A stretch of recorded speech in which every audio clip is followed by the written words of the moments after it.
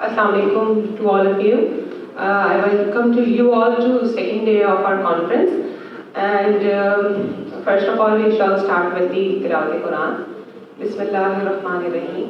Qul huwallahu ahad, Allahu samad, lam yalid wa lam yulad, wa lam yakul lahu kufuwan ahad. So our first session of today is Oncology Urology session, and I would like to invite Dr. Muhammad Arshad as chairperson, who will be chairing this session, assessing the papers, and at the end concluding our session. Our co-chairs will be Dr. Muhammad Sharif and Dr. Muhammad Afzal Somro, who would be calling out the presenter's name and keeping record of the time. All of the participants will have equal time, that is 5 minutes for presenting and 2 minutes for question and answer session. I just would like to add, अगर आपका presenter है,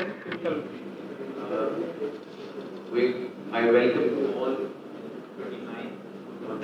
might be. Voice is not working, please check.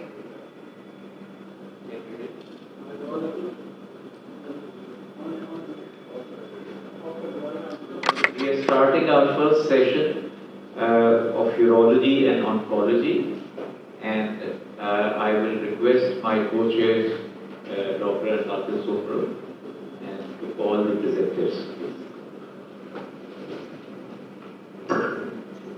We are going to begin our session with our presenters from overseas. This is Dr. Mustafa Akhmaan from Turkey, and topic of his presentation is, should a pediatrician recommend circumcision? He is from Istanbul Medical University, Turkey. Dr. Mustafa Akhmaan. Hi everyone. Any problem to hear me? No, Dr. Mustafa, we can hear you just fine. Please proceed. Thank you. Bismillahirrahmanirrahim. Assalamu alaikum. Good morning. My name is Mustafa from Istanbul Medical University. I am very proud to be attended here today in this wonderful meeting with all of you. Thank you so much. You allowed me to be here. Thank you to every one of you for being here with me today. I am very pleased to be able to share something with you. Before I get started, I would like to express my sincere appreciation to all of you. Especially, I wish to thank Professor Nasir Salam Saddam. I hope I can have an opportunity to see Karachi by my own eyes. I think, in first place, I know the meeting is to bring fundamental desperation of our mind. During the past few months, we have been learning many things by the small piece of genome called COVID. I hope from now on these bad days will help us for the future. I would especially like to say hello on behalf of my Pakistani colleagues, Mr. Zaid Mahmoud and Mr. Afaq El-Haq. Both of them showed great success in pediatric surgery field in Turkey.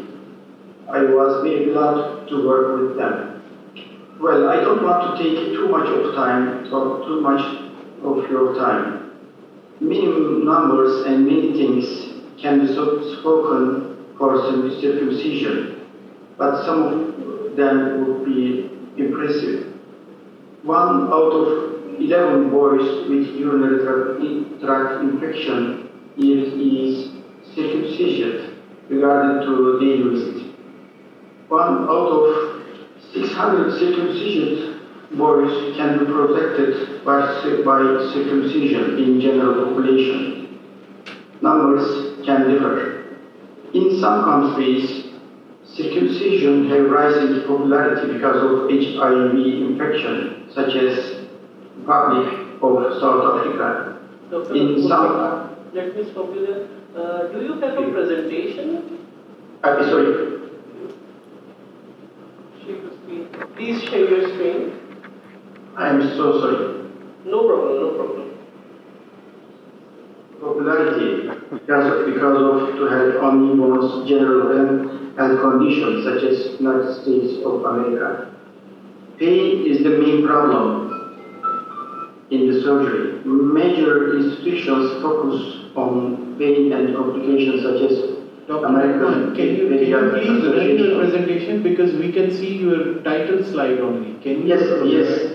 Yes, I know. I know. Maybe the question might be this one. What if the coition is done? What if circumcision is not done because of all this relevant surgery and affected by traditional point? Physicians should consider on that.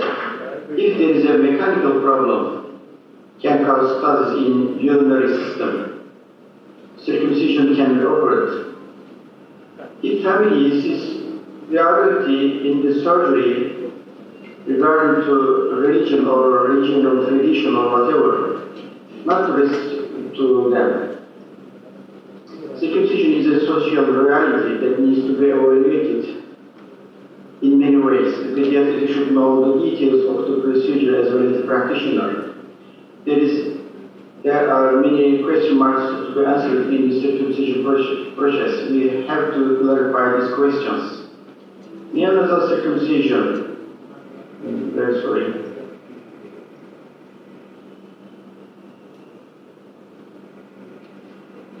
Neonatal circumcision is not recommended routinely. It is recommended in areas with regional popularity in places where perineal immunization needs to be reduced. It should be known that there are complications of circumcision. The most common risk is bleeding. Circumcision complication rate is 1.1% in newborns and 9% in newborns or non-newborns.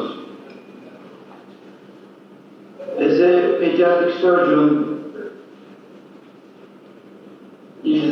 what is my way? The focusing the pain, not to resist if parents or pediatrician want, shed light to opportunities if there is a mechanical problem, such as vesicular reflux. Share the data, give easy and painless way to get it. And if circumcision will have been done, it should be done in newborn area. In all our conditions, not to push families, but allowed to get in. Final decision must be done by parents. My heart thanks for all of you for allowing me to be here and giving me the chance to speak with you. Thank you very much for listening to me. Thank you. Thank you very much. Thank you so much, Dr. Akhmaan. And Thank you, Dr. Akhmaan.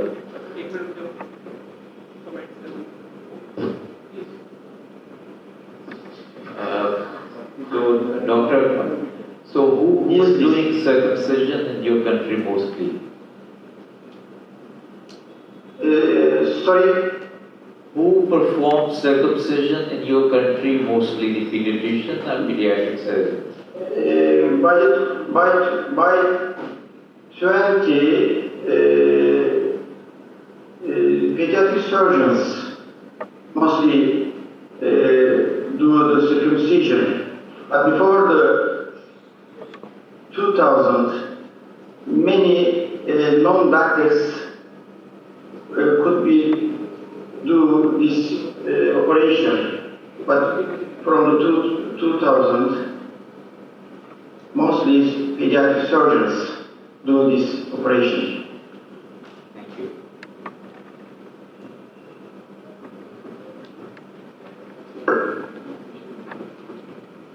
our next presenter is from Liaquat National Hospital and Medical College, Dr. Taimur Iftikhar Qureshi. He is presenting glands anthropometry. Is there a difference in mean glands penis width in patients with high-risk pedias compared to controls? Dr. Taimur Iftikhar Qureshi from Liaquat National Hospital and Medical College.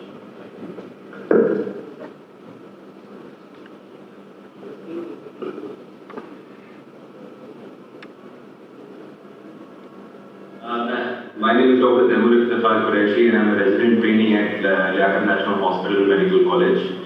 So the title of my paper today is Glands Arthrometry. Is there a difference in mean glands penis width in patients with hyperspadias as compared to controls? I'm sorry, I cannot go to the next slide.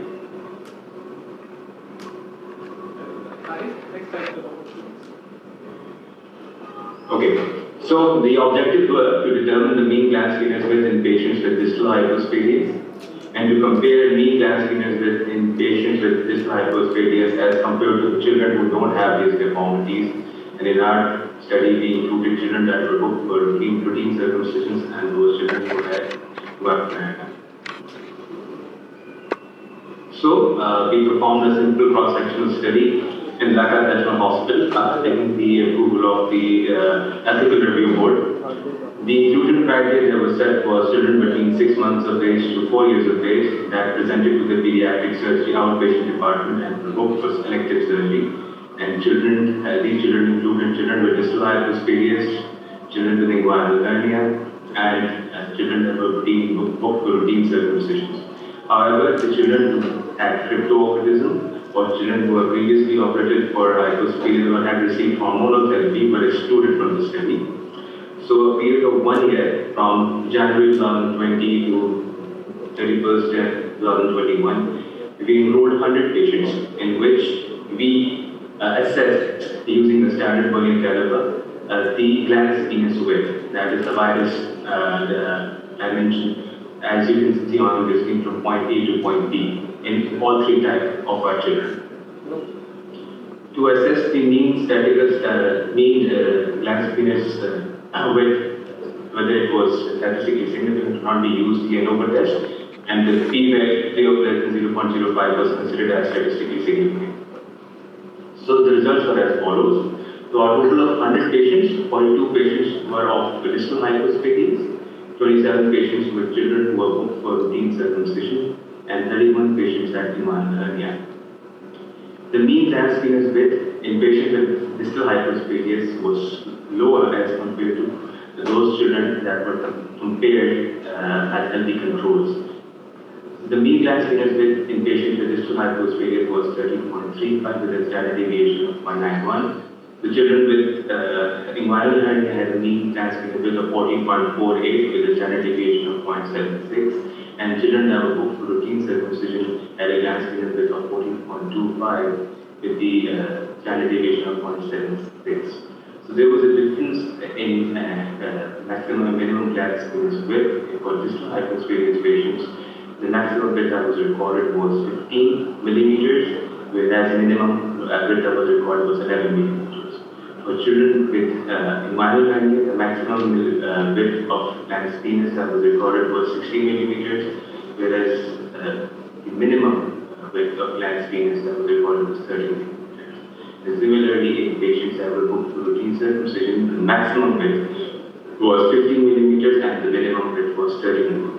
After applying the ANOVA test, there was statistically significant difference between the mean gland skinner's width with distal hypospadias as compared to our healthy controls with a p-value of 0.01. All the factors were comparable in these patients. However, because of the small sample size, there was a statistical significance in the age of the children, where the mean age of the patient with hypospadia was 18 months, while the older group or the other group had a mean age of 14 months. That was with a p-value of 0.01. So this was one of the limiting factors that we had in our study. So with that, we reached to a conclusion that the mean gland skinner's width in children with distal hypospadias was 13.35 with a standard deviation of 0.1 millimeters. And this was statistically significant when compared with the mean gland skinner's width in children that were booked for routine circumcision and children who had inguinal hernia. Thank you. So with that, I would like to acknowledge my mentors, Professor Mohammed Arshid, and the entire Dhaka National Hospital team of consultants, residents and medical officers, and last but not least, the bioaesthetics department of our hospital. Thank you. Thank you, Jamil. Dr. Zafar has a question regarding I enjoyed your presentation. What is the purpose of this measurement? So basically what we wanted to highlight was that as per the literature, there is, it's not as reported that as 14 millimeter being the cutoff for a good gland skinner's size that has correlated with the ureteroplasty complications post-operatively. So we wanted to highlight or we wanted to identify whether this has any implication in our study population and what is actually the mean lifespan as well in our study, so that if, for example, our size becomes less than 14 mm, so we can actually preoperatively counsel the parents about the possible complications that can take place if they are to do so post-operatively. Purpose, we all want to measure things, but measure things with a purpose. How do you want to use this measurement in planning our procedure? Your needs. I'm sorry, I cannot hear anybody at the moment. Patient, what is the? I'm interested in how do you want to use this measurement in planning a surgical procedure, like that is hypospadias repair? So would you use different repair in patients who have less width of the? I'm sorry, it's too much distortion, I cannot hear anybody. Hello? Hello? It's not static, I cannot hear anybody. Okay. Can you hear? Maybe your supervisor can answer this question. Hello?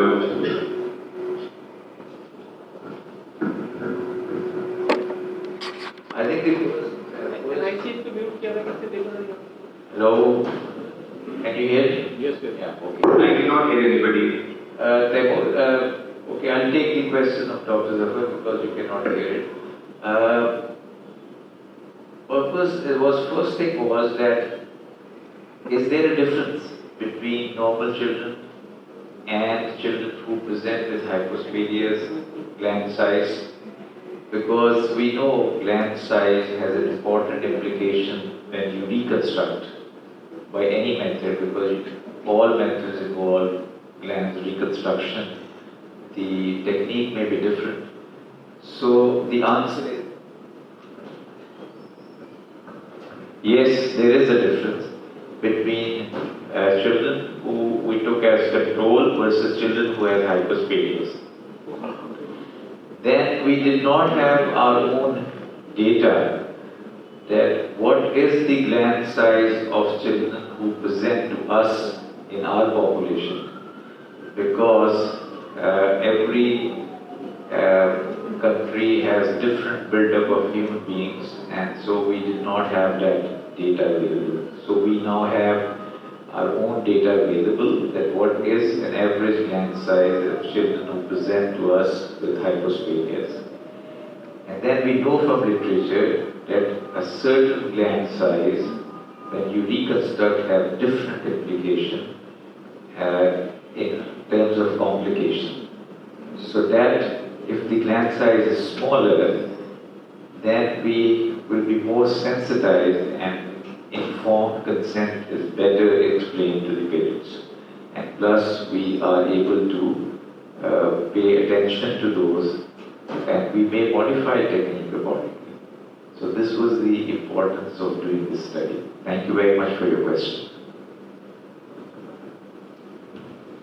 Do you have any other question?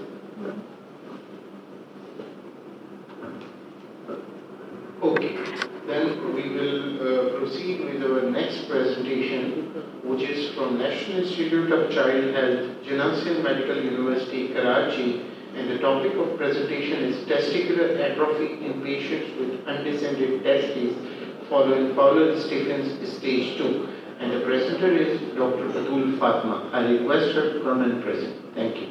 I am Dr. Atul Fatma from NICH, and the topic of my presentation is testicular atrophy in patients with undescended testes following Stephen-Fowler stage 2. Of testicular atrophy in patients who undergo Fowler-Stephens stage 2 for undescended testes. The methodology is, it is a descriptive case series study which was conducted from July 2019 till December 2019. The sampling technique was non-probability consecutive sampling, and we included patients between age 1 to 12 years, and the patients were those with impalpable testes and the patients who were undergoing stage 2 at Stephen Fowler orchidopexy.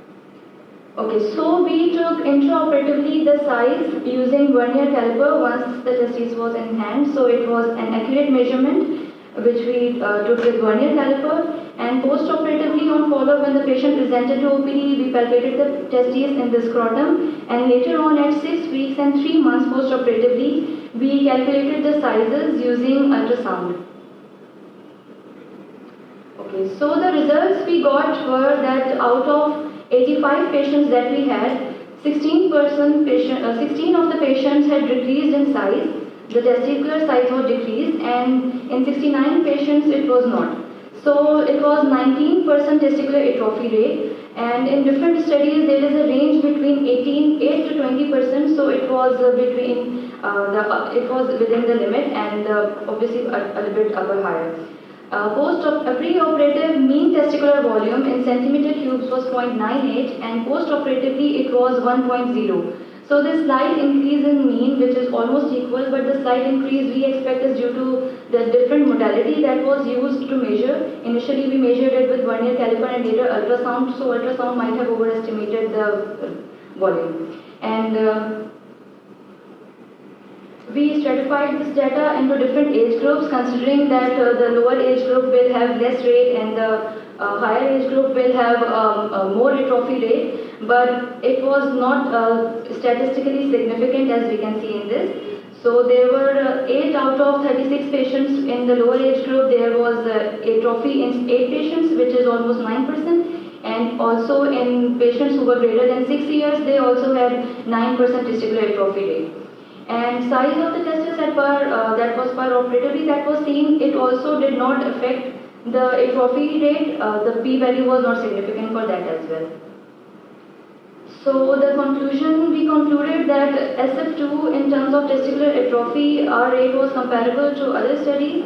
And although the atrophy rate, even if we have a good size testes, it is not predictive of testicular functioning in terms of sperm production, because size will not tell you if it is functioning or not. So later on when the child grows, it needs a long-term follow-up, then only we can know.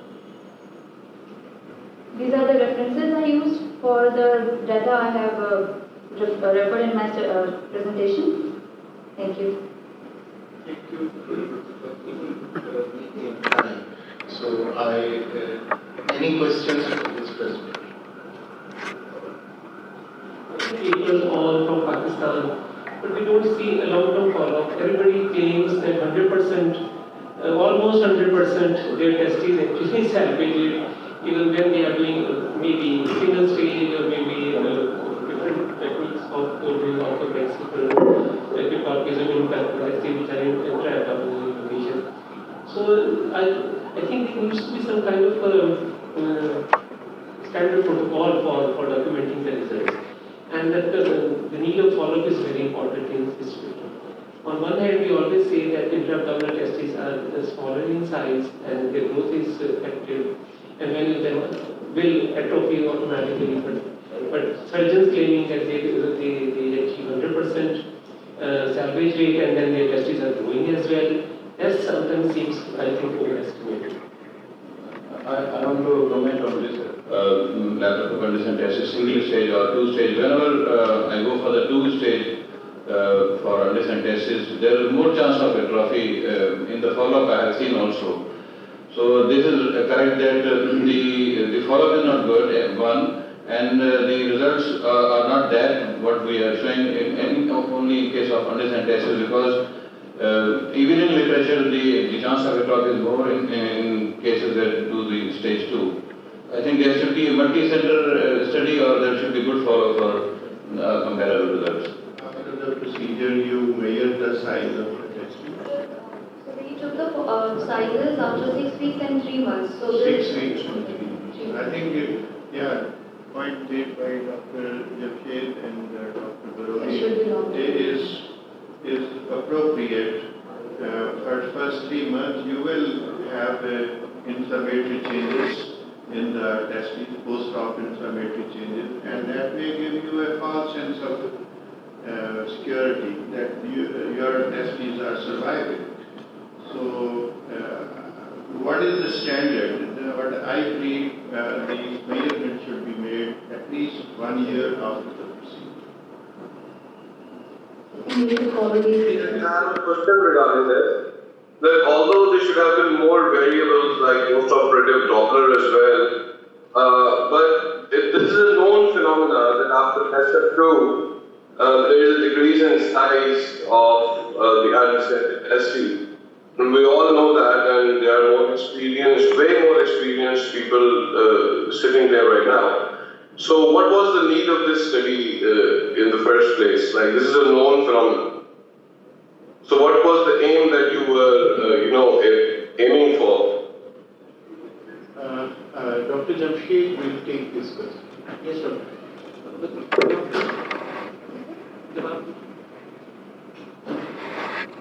The local data for the local prevalence of how much atrophy rate we are getting in our setup, that is not known, so there is always a need to re-explore what the data is in our country, in our setup, in our institute. It always helps in improving the outcome, so research is always searching once again what we are getting, so I think there is always a point in. And I think it's very important that, for example, if patient versus survival rate is one of the studies, then how will you explain 20% atrophy rate?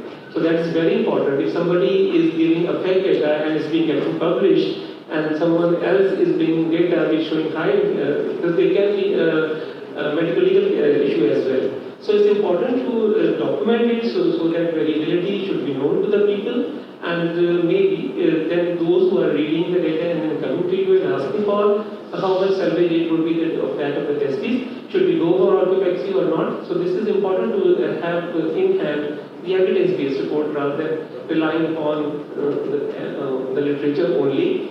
And secondly, as Batul had already pointed out, is a wide range of salvage of testes after stage 2 stage 1. So maybe few percentages to up to 19 to 20% probably in the literature. So it's important to see what we are producing. Data is the data which is published in PubMed and which can be accessed by anybody. We are always reading data from, say, US and UK. So why are we reading those data? The purpose is not from where it is coming. The purpose is over some time when somebody will go for a meta-analysis for all these, then they will have some studies from Pakistan as well. And also, Thank you so much, sir. Follow-up is very important as we are doing so much surgery and there is no follow-up. How can you improve your results? So if in follow-up in your data, there is a more percentage of you call it atrophy or increase in size as compared to the international literature. So maybe you have to review your procedure, maybe there is technical or some issues in your procedure. Only yesterday we heard about a study where 65% patients were lost to follow-up. So even if you are presenting huge data, you do not know where those 65% of patients of yours have gone actually. So you can't just say they are lost to follow-up, number one. And yesterday Yogesh also provided you a data on Hirschsprung disease. Almost 25 to 30% patients were still incontinent and their quality of life was very poor. And from Pakistani studies, we are so happy, congratulations, falana, everything on the net every time when somebody is pulling out the whole length of gut out of anus and everybody is clapping. And when you ask them about their long-term follow-up, nobody knows it. So this is important.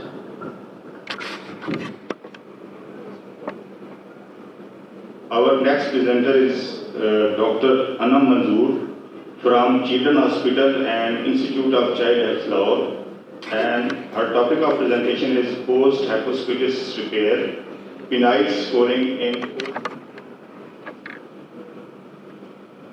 Assalamu alaikum and good morning. I am Dr. Anam Manzoor from Paediatric Surgical Unit 2 Children's Hospital Lahore, and I am here to present our audit on the topic of on the patients of uteroplasty of hypospadias by using post-hypospadias repair penile scoring. As you all know about hypospadia is abnormal location of urethra on ventral surface of penis with incidence of 0.3 to 0.4%. Now, what is the objective of the surgery? The objective of hypospedia surgeries is treating of penile and metaplasty that can allow a normal urinary and sexual function to the patients. There are many procedures available for the surgery of hypospedias. They are staged and single staged, and every procedure has its own complications and advantages. There are many known complications like abnormal metal shape, penile scarring, metal stenosis, but the most rare complication we face is fistula formation. Now, there are many scores available for assessment of post or patients of hypospedias like penile perception score, Ho score, and Hope score. Post-hypospedias repair penile score was introduced in 2016 by Al-Sawaf in Egypt, and it has 8 variables, and it is the most comprehensive score. The variables we used in it are post-operative metal location, post-operative metal shape, urinary stream, curvature during erection, fistula, penile skin, shape of glands, and penile rotation.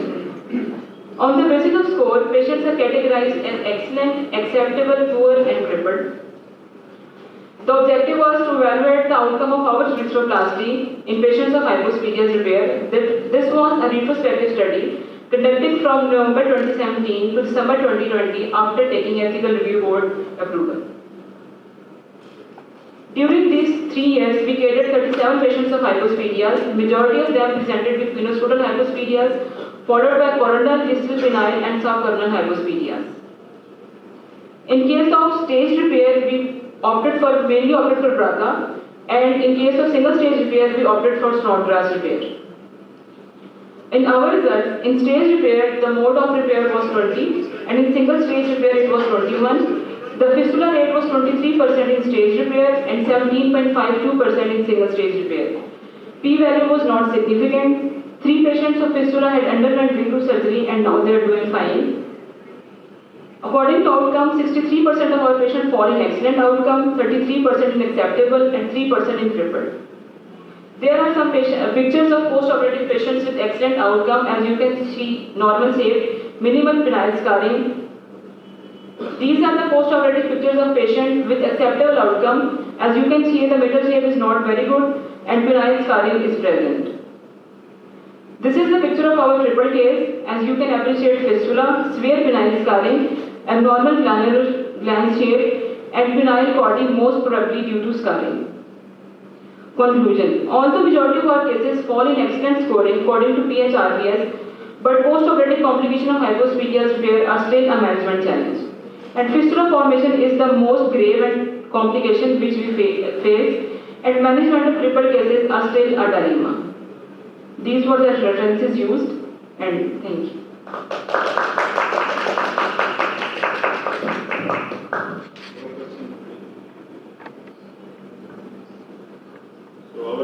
Thank you, Dr. Anand. Our next presenter is Dr. Ilahi Baksh.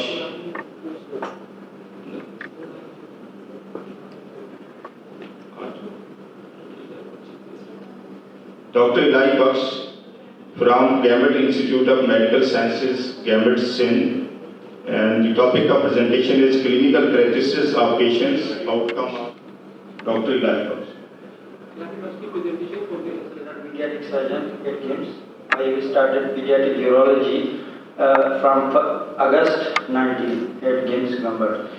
So I want to share my experience of doing renal and ureteric stents in the pediatric population.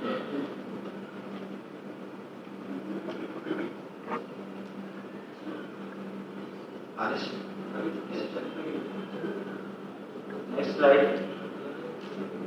So, management of renal stones in children is more complex as compared to the adults, owing to the differences in the anatomical structure of the kidneys and the ureters. The primary objective of the study was to assess the patient management and outcomes with respect to the clinical and socio-demographic characteristics of the patients presented at a newly developed pediatric urology center at KIMS Gambit. Next slide. So this was a retrospective study at the urology department, Gambit between January to December 20. So patients between the ages of 2 to 17 years presented for the management of the urology cases included, and patients with congenital anomaly were excluded from the study. A total of 72 patients taken in the study who were diagnosed as renal ureteric stones. So patient A, gender, radiological findings, stone size, location and management were recorded. So IRB approval was obtained prior to the study. Statistical analysis was performed with SPSS 24. Next slide. So the mean age of the children in the study was 8.33 years, plus minus 5.6. So 26 patients were female and 46 were the male patients. And mean stone size was taken to 5.3 mm. So common complications we see hydronephrosis and PUJO obstruction. That means there was a inflammatory response, post-operative hydronephrosis leading to the PUJO obstruction. Later on we deal with retrograde URS and DJ plasma. Next slide. So this is the laterality of the renal stones. Bilateral it was 13.9%. And left renal stone was 27.8% and right stone was 58.3%. So right ureterotomy and double J placement was in 3. There is a little wrong in the second. That I did right pylotomy in conjunction with left pyeloplasty in one patient. Here they mistakenly given 5 patients. I did one pylotomy. One patient presented with the right renal stone, huge burden, a left huge PUJO that was more than 5 cm APPD. So I first placed bilateral PCM to decompress the kidneys. Later on right pylotomy and left pyeloplasty done. And the later on PCM removed and patient recovered fine. And 36 patients pylotomy was done and nephrectomy in 8 patients and URS in 12 patients. And percutaneous nephrolithotomy done in 8 patients along with the adult team. All the patients of the PCNF were more than 14 to 17 years. I did with the adult urologist, Dr. Muhammad Shahid Bhatti. So I am working on PCNF. So in the near future, I will do it inshallah independently at my center. Next slide. Residual stone were 8.3% patients and stone free were about 91.7%. On those patients had residual stone, I performed extracorporeal ESWL, sharp wave lithotripsy. This is well developed in our center in the kids. So the whole patient became stone free in the whole duration of the condition. Next.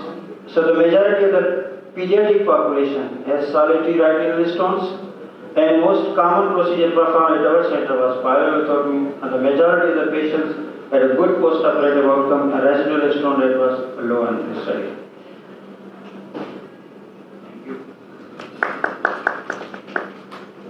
So, removing stone may not be the end point of managing these patients. So, what is your protocol of following these patients after surgery?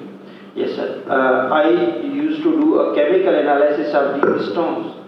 So I have most of the time calcium oxalate stones in these patients, and we used to follow these up to the 6 months to 1 year. In the follow-up, I see the ultrasound. There may be any recurrence of the stone, but any urine DR to check the pH, the 6.5 to 7, and most of the time, xanthine stone is a problem. Cystine and xanthine stone, there is a very common chances of recurrence of the stones. So I used to give them a urine dipstick test, ask them to check on the regular every week to maintain the urinary pH 6.5 to 7. I was just asking whether you are involving nephrologists as well, or you are doing all things by yourself.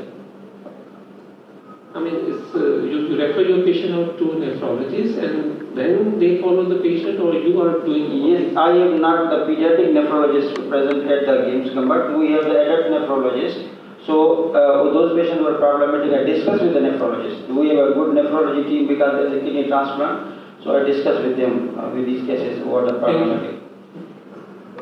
Preventive measures on the basis of chemical capacity of the stones regarding some diet chart or like this. For example, the family we are running xanthine stones. So we have to counsel the whole. I used to call the parents and also get the urine DR of the parents of other kids. They may have a problems in their, and also get done ultrasound of the whole family. There are the chances of stone in other families. What preventive measures you are? Yeah, preventive measures that I ask them to keep yourself well hydrated. In our society, most tropical areas, and there is more problem is running. In the ETS in third park, patients come with their renal stone. There is a big relationship because most of the time people eat in the peripheries, that is the leafy vegetables, that is a common.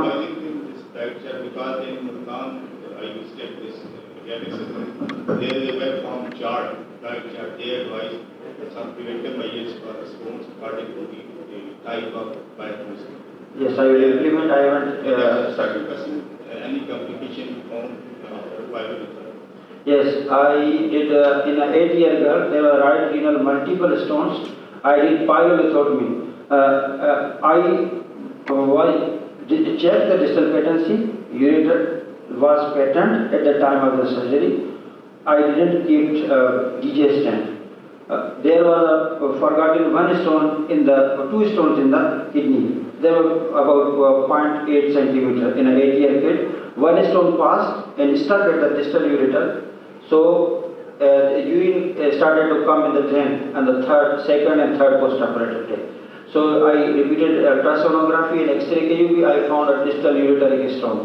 So I did retrograde URS and broke the stone with the laser and passed DJ stent, and the leakage stopped after the 1 day of the URS.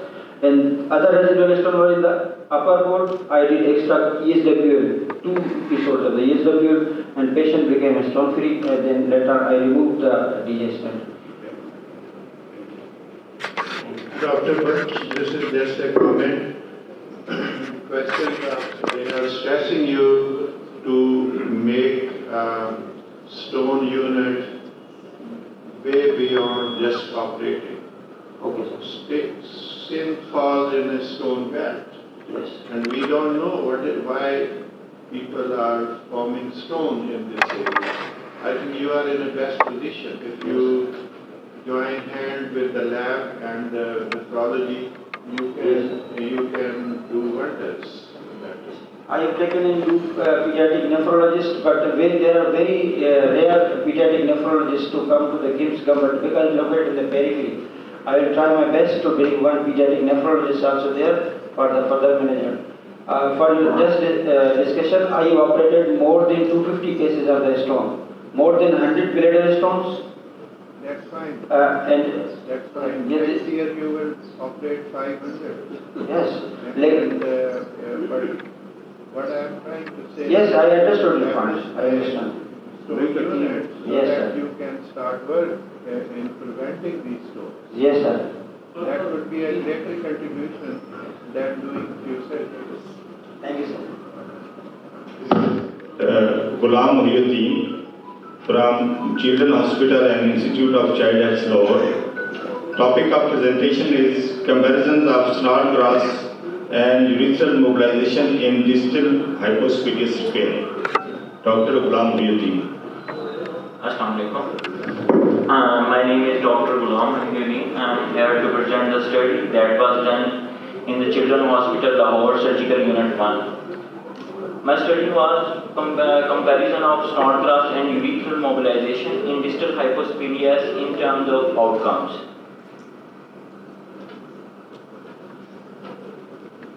Objective of study was to compare the outcomes of two techniques, Snodgrass and urethral mobilization in distal hypospadias repair. The design of study was retrospective descriptive study, as I told earlier, in Surgical Unit 1 Children's Hospital Lahore. The duration of study was about 1 year from January 2019 to January 2020. Levelization of the both groups was done. Group A included Snodgrass repair and Group B included total urethral mobilization. It was all done after taking the permission from the Ethical Review Board. The inclusion criteria of my study was patients having age 6 months to 14 years, distal penile hypospadias and mild body.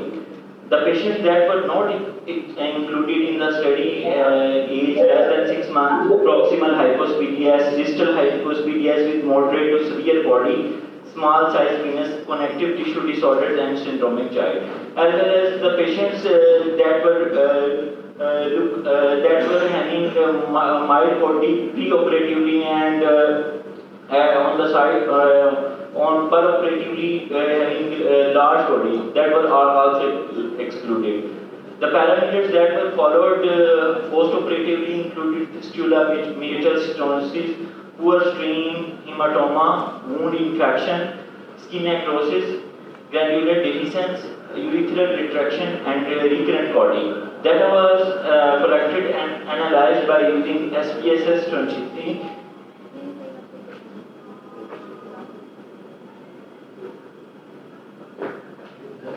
Slide is not moving. Next slide.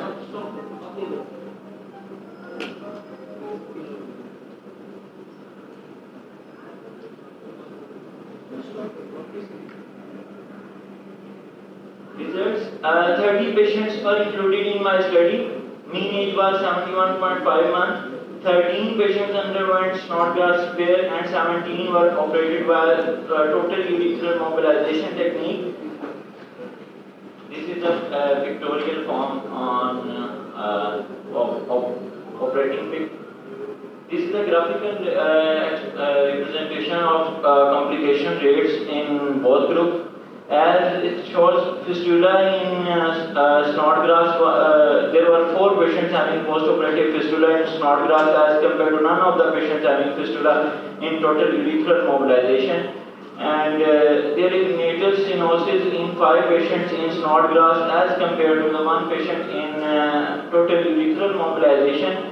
And there was poor stream in Snodgrass in 6 patients as compared to 1 patient in total urethral mobilization. In all 3 fistula, meatal stenosis, and poor stream, these 3 parameters were statistically significant, while the rest of them, like post-operative hematoma, wound infection, necrosis, and dehiscence, and urethral retraction and recurrent clotting, these all parameters were statistically non-significant. So conclusion of my study is urethral mobilization is relatively good technique as compared to Snodgrass in distal hypospadias repair in terms of meatal stenosis, fistula rate, and stream. So this is an acknowledgement of my thank you.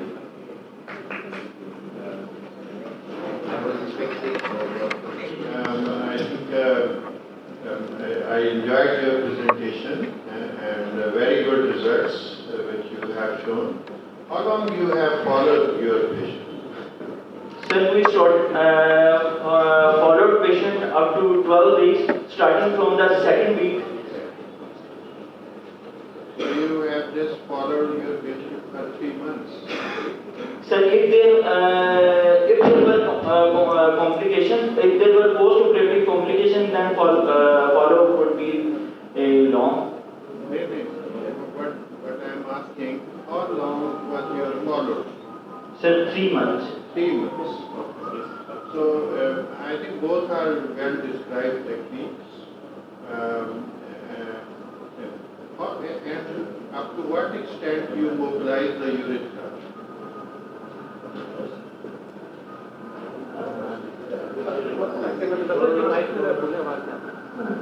Up to what extent you mobilize the urethra? Just minimal, just to bring it to the tip, or very extensive mobilization? So just to bring it to the tip. The problem with urethral mobilization, although this has been a very popular technique and still people use it, you may get a euphoria. If you have a short follow-up, which I think 3 months is a very short follow-up in a case with hypospadias. So longer you follow up these patients who have been operated by urethral mobilization tend to develop secondary folding.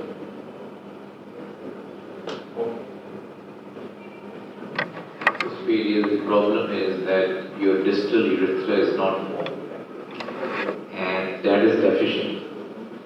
And when you try to mobilize the urethra, you are actually mobilizing a short urethra. And that is what is pointed out by Dr. Zafar, that this leads to body and plus you devascularize it. And that brings the ischemic changes.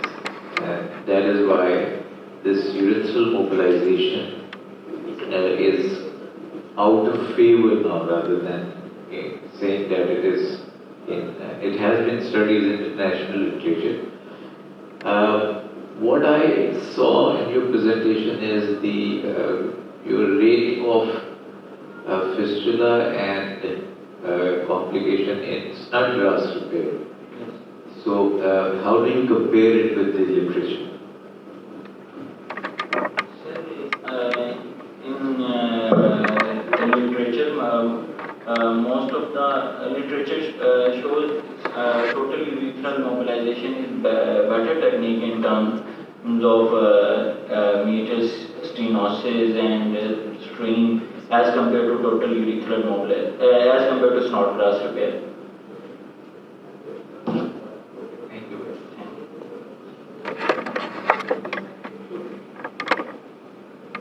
Our next presenter is Dr. While we are preparing for the presentation, what is your opinion about distal hypospadias repair doing a Snodgrass versus urethral mobilization? Also recommended in the literature, but when we compare the Cordy and the external millimeters, Snodgrass, if done properly, the better technique as compared to urethral mobilization. Urethral mobilization means you have to be very particular mobilization, not to devascularize, and whenever there is devascularization of the distal part, always there is a recurrence of the Cordy and the millimeters stenosis. Therefore, in the literature, when we see in the long-term follow-up, Snodgrass is the better treatment. From Akhmaan University Hospital, Karachi, and the topic of presentation is penile strangulation injury in children, reconstructive procedures and long-term outcome. Assalamualaikum and very good morning to all. I am Dr. Mustafa Akhmaan, President Paediatric Surgery, Akhmaan University Hospital. I am going to present a study on penile strangulation injury with emphasis on reconstructive techniques and its outcomes. My work has been supervised by Dr. Zafar.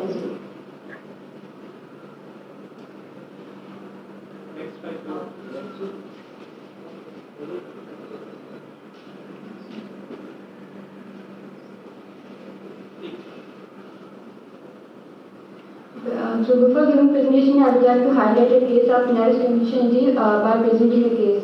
A 7-year-old healthy child who presented to ER with history of day and night incontinence.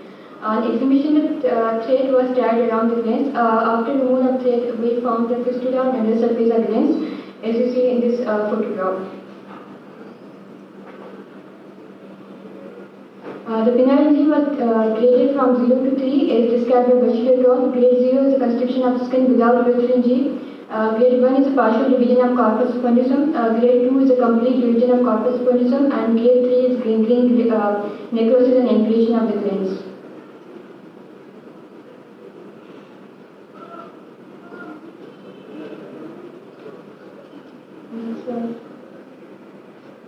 My objective presentation to report the experience with this injury with emphasis on reconstructive techniques and its outcomes.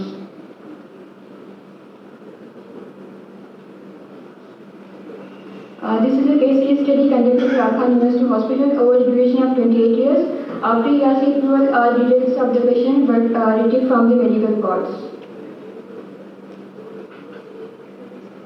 Total 15 patients were included in this study. The mean age was 5.8 years. All patients were circumcised. Encircling material was there in 4 patients, while threads were found in 11 patients. They presented with excoriation corona swollen and DM glands and glands discoloration, while 12 patients had USA glands fistula and 11 had history of enuresis.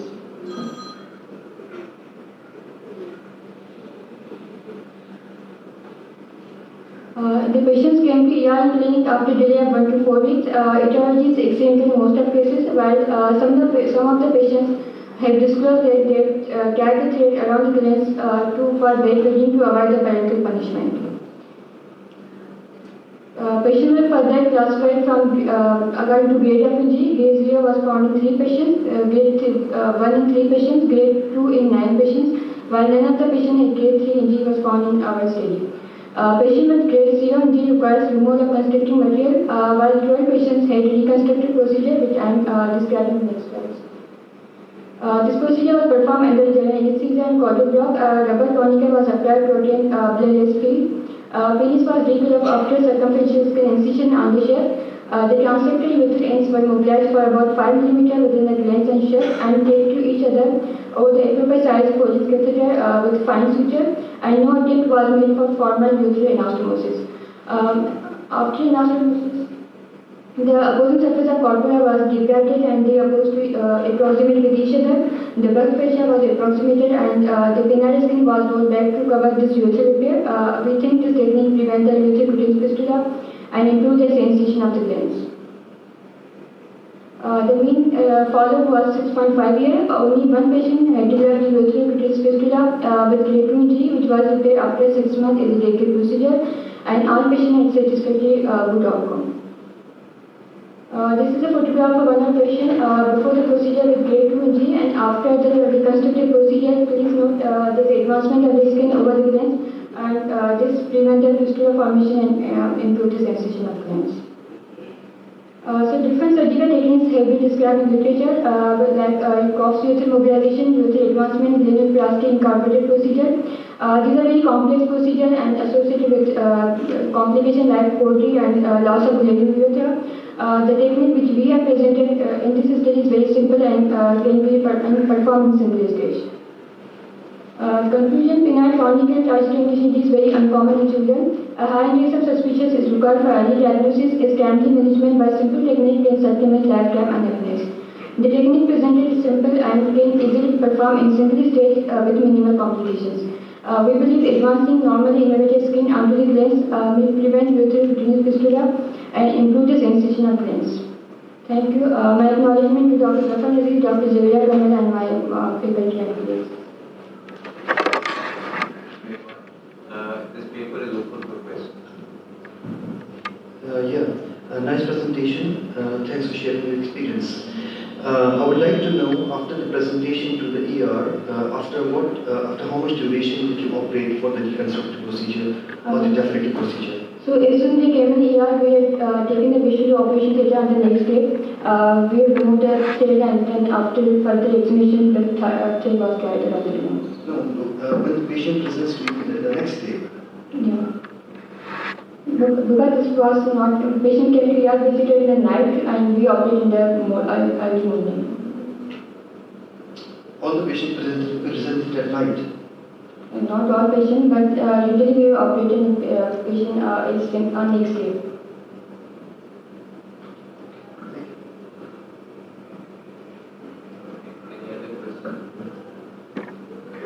Only a thin fibrotic band is there. And what is your preference to repair first urethra or first corpora? So basically, in our study, none of the patients had grade 3 injury was found. The 9 patients had a grade 2 injury, so we didn't perform the formal urethral anastomosis. We take the mobilized urethra and tape to each other and did the approximation. It was not formal anastomosis. The corpora first or the urethra first? Patient is operated just through a very minimal urethral mobilization. Sometimes gland is just hanging with a strand of tissue. We try to save it and stabilize the glands by putting corporeal sutures. And then we just tap the urethra over the catheter with 2 or 3 sutures. No attempt is made to do a formal repair. Because we think that doing a formal repair can lead to a stricture.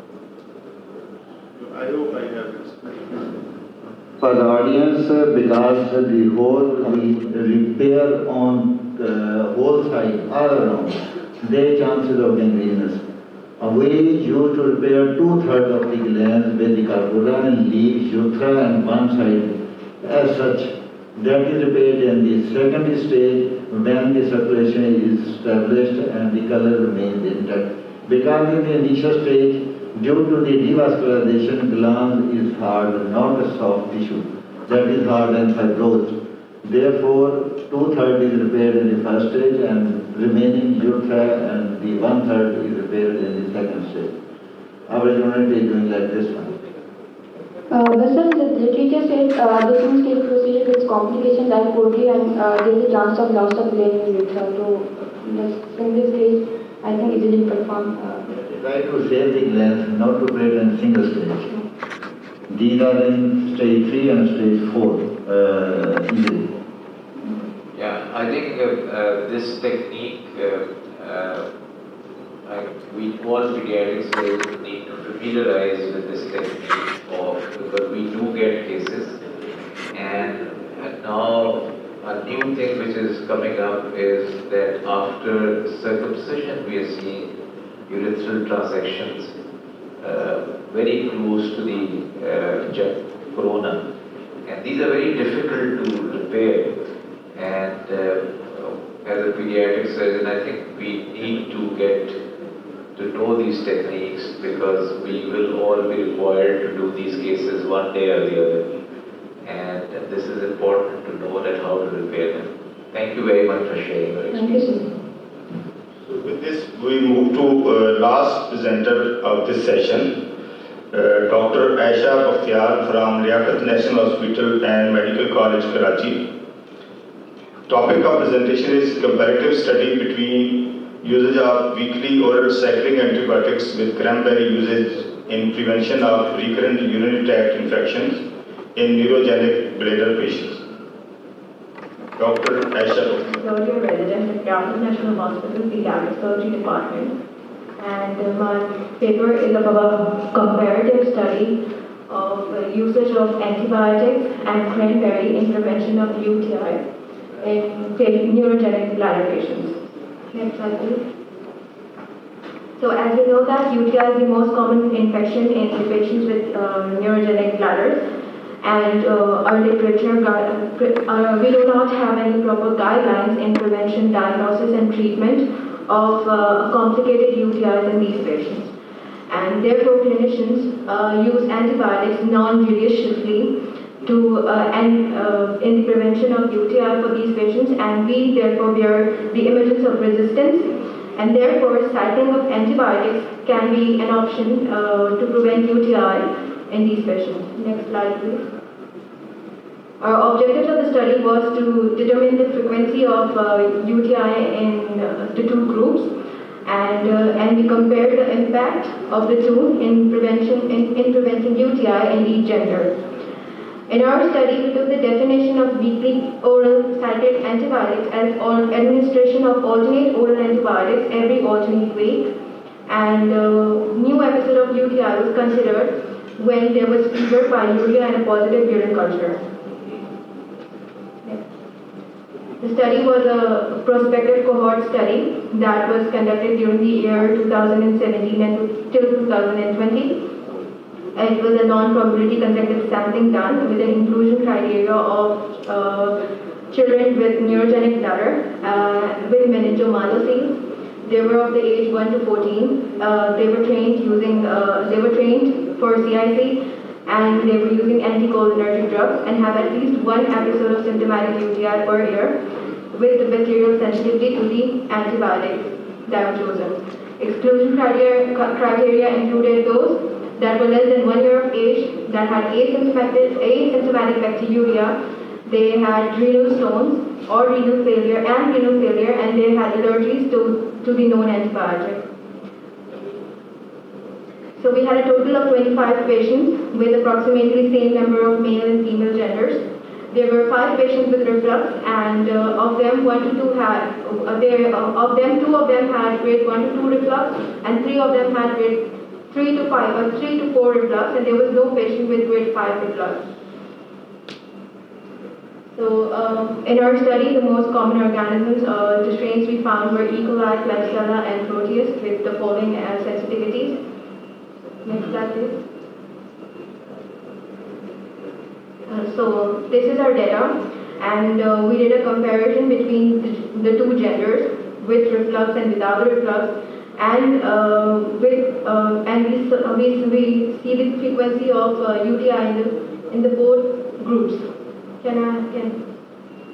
So these are our results, and as you can see that there is no statistically significant difference seen between the two groups, and there was no statistical significance in the episodes of UTI among the two groups using cranberry and antibiotics. The choice of antibiotic that was used was phosphomycin and ciprofloxacin. Next slide, please. So, according to our research, we found that there is no statistical significant difference seen between the two groups, and cranberry is as effective as an antibiotic, and when we do not have a proper sensitivity, so cranberry can be used in available alternate. I would like to thank Dr. Hina for supervising me during this study. Thank you. Thank you very much for presenting. Are there any questions? They were all were the afebrile UTIs. Afebrile UTIs, you used the cranberry in these cases. So according to our study, we used every new episode of UTI was only considered where there was febrile, and the patient was febrile with pyuria and a positive culture. So these three categories were there, then we enrolled them in our study.